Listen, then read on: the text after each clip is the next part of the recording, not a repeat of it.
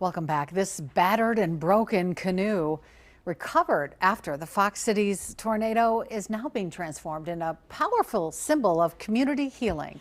New at 4, Sam Goodman shares how this canoe is becoming a community monument for some powerful messages. In every helping hand, in every compassionate hug, in every kind gesture of goodwill. That is what's happening in Menasha. Inscribed expressions of love are found covering the sections of Melanie Kading's decades-old canoe, once holding memories of trips of old for a group they lovingly labeled the Turtle Trio, now being pieced together after it was scattered blocks away when a fierce tornado struck the Menasha area. I just sobbed. And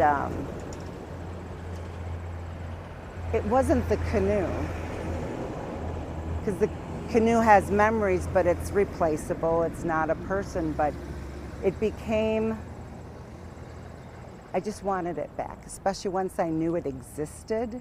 We just wanted it back because it was something of ours that was scattered to the winds. Once her daughter shared the story, the community surrounded the Kadings in comfort.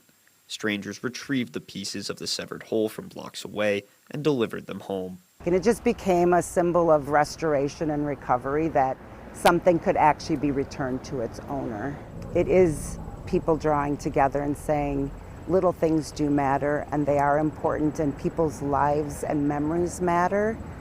With the sections reconstructed, the canoe has become a living canvas of healing, a space for a neighborhood to deposit their grief and begin dreaming of what is to come. We have to grieve what we lost, and we have to grieve well, but we can't stay in our grief. We need to move forward and start dreaming about the future. Now this canoe, covered in messages of love, loss, and resilience, has become more than a reminder of memories made here.